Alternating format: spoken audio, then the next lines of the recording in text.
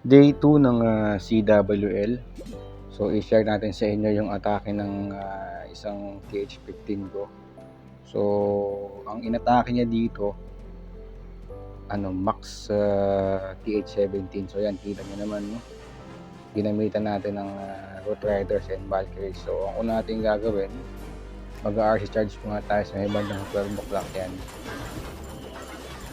Mag-form lang tayo dyan ng panel para mamaya yung mga kill troops natin sama-sama sila. So inbi lang tayo dyan, no? Hanggang sa maka-form tayo ng panel. Katapos nyan, i-recall out natin kasi kailangan natin yung RC mamaya.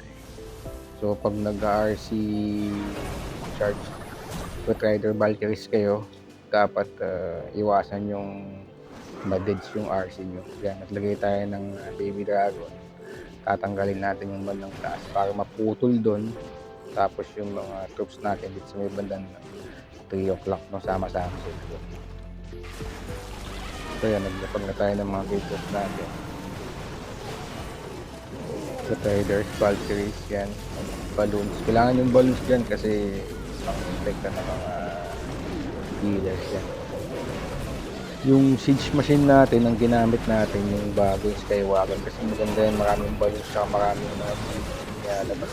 So yung king magka-counter panel sa baba, sinamahan lang natin ng isang ninja para mabilis mamatay yung so yun, nag-activate na tayo ng Eternal Tomb natin para hindi galing sa so ang laman ng ng siege machine natin, ang gusto kong gamitin lagi yung super ninja kasi long range siya tapos mabilis tuminga. So in-overgrowth natin yung bandang taas para yung pating ng mga troops natin isa lang yan. Yung natapos na yung overgrowth, saka tayo naglapag ng focus para sa single target natin. So nakalimutan pa natin yung giant arrow. Pero okay lang. Tingin ko yung base nito anti Electro Dragon, kaya hiwa-hiwalay. Ewan ko, i-check nga lang din tama ba yung sinabi ko. Yan, na 3 star natin. Town Hall 15 versus Town Hall 17 yan, max Town Hall 17. No? So, ipapakita ko naman sa inyo yung attack ng isang main account ko, si Ear here. Yan, yan. So, piso nakuha natin. So, kung paano naging piso, tignan natin yan.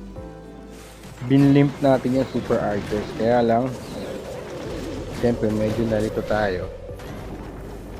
Yan, no? Yeah, double inbi. Double clone. Rage, inbi. Pero wala na palang troops doon, no? Nauubos na pala. Yun, biglang tumalon na lang yung builder dyan kasi